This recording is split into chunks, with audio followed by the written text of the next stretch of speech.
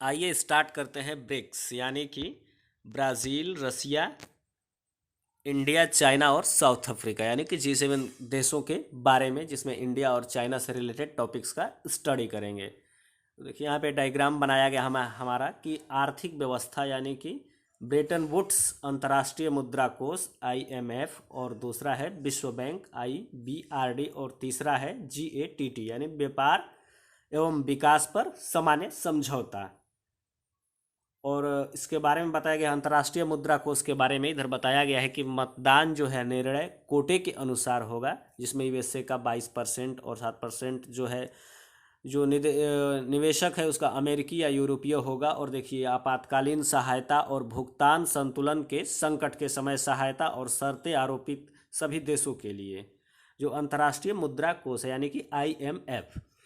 तो आइए next study करते हैं।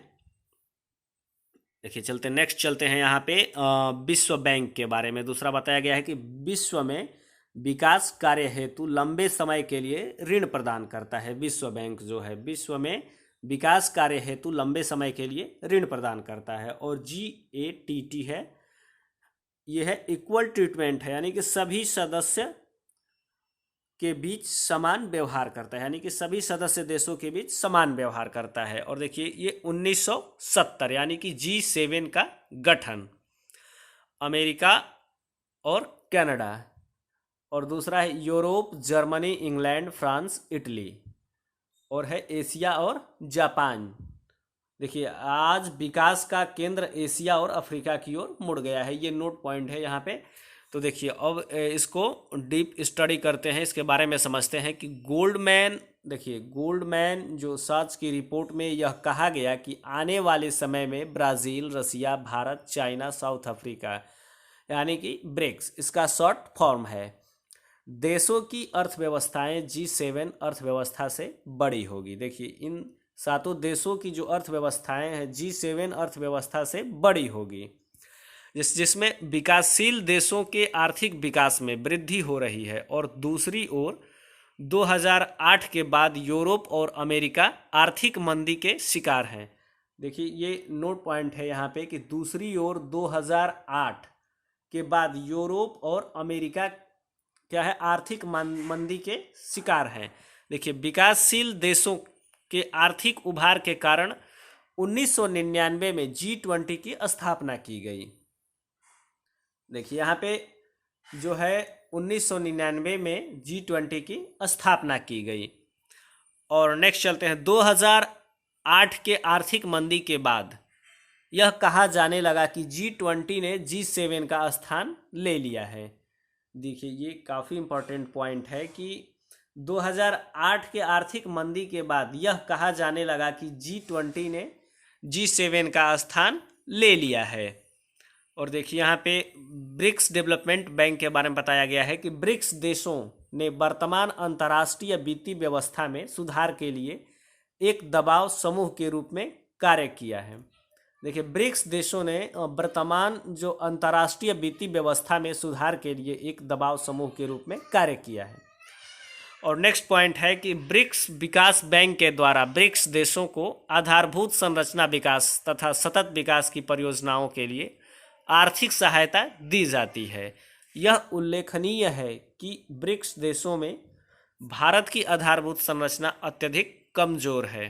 देखिए ये बहुत ही अच्छा पॉइंट है, यहाँ पे इसको एक बार और स्टडी करते हैं कि ब्रिक्स विकास बैंक के द्वारा ब्रिक्स देशों को आधारभूत संरचना विकास के लिए तथा सतत विकास की परियोजनाओं के लिए आर्थिक सहायता दी जाती है। और यह उल्लेखनीय है कि ब्रिक्स देशों में भारत की आधारभूत संरचना अत्यधिक कमजोर है।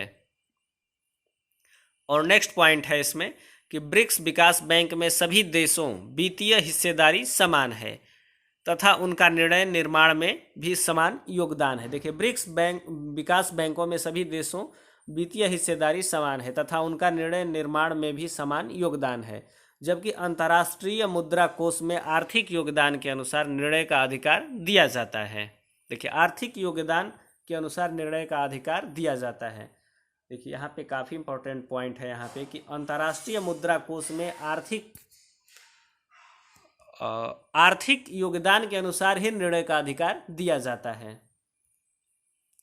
और नेक्स्ट पॉइंट है कि अंतर्राष्ट्रीय मुद्रा कोष भुगतान संतुलन संकट के दौरान राज्यों को आर्थिक सहायता प्रदान करता है, जबकि नवीन विकास बैंक द्वारा आधारभूत संरचना के लिए सहायता दी जाती है।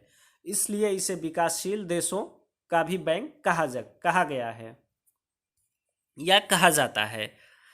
और नेक्स्ट पॉइंट है, ऐसा माना जाता है कि डोकलाम विवाद को शांतिपूर्ण समाधान में ब्रिक्स में विद्यमान सहयोग की भी बड़ी भूमिका है। देखिए, ऐसा माना जाता है कि डोकलाम विवाद के शांतिपूर्ण समाधान में ब्रिक्स में विद्यमान सहयोग की बड़ी भूमिका है। इसलिए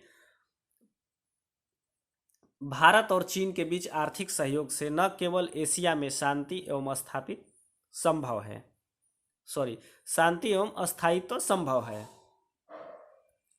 बल्कि वैश्विक वित्तीय व्यवस्था में भी विकासशील देशों के पक्ष में सुधार संभव है। और नेक्स्ट पॉइंट है ब्रिक्स विकास बैंक। देखिए, नेक्स्ट पॉइंट है ब्रिक्स विकास बैंक विकासशील देशों यानी कि दक्षिण द्रविड़ के बीच सहयोग का आधार सुदृढ़ करता है। देखिए, ब्रिक्स की समस्या क्या है, इसके बारे में देखते हैं कि देखिए, ब्रिक्स की समस्या पहला पॉइंट है इसमें कि चीन की आर्थिक विकास दर फिलहाल 10% से नीचे आ चुकी है और भारत की आर्थिक विकास दर में अपेक्षित वृद्धि नहीं हो पा रही है। देखिए, तेल की गिरती कीमतों के कारण रूस की आर्थिक स्थिति भी डमाडोल है। और दूसरा पॉइंट है इसमें कि ब्राज़ील एवं दक्षिण अफ्रीका में राजनीतिक अस्थायित्व विद्यमान है, जिसमें उनकी अर्थव्यवस्था भी प्रभावित हो रही है। और देखिए, इनका क्या निष्कर्ष है ये कि भारत और चीन के बीच सहयोग के प्रभावी क्षेत्र विद्यमान हैं। देखिए, इसका निष्कर्ष है कि भारत और चीन के बीच सहयोग के प्रभावी क्षेत्र विद्यमान हैं और यदि दोनों के बीच सीमा विवाद पर सहमति बनती है तो ब्रिक्स बैंक विकास बैंक को भी प्रभावशाली गति प्राप्त होगी।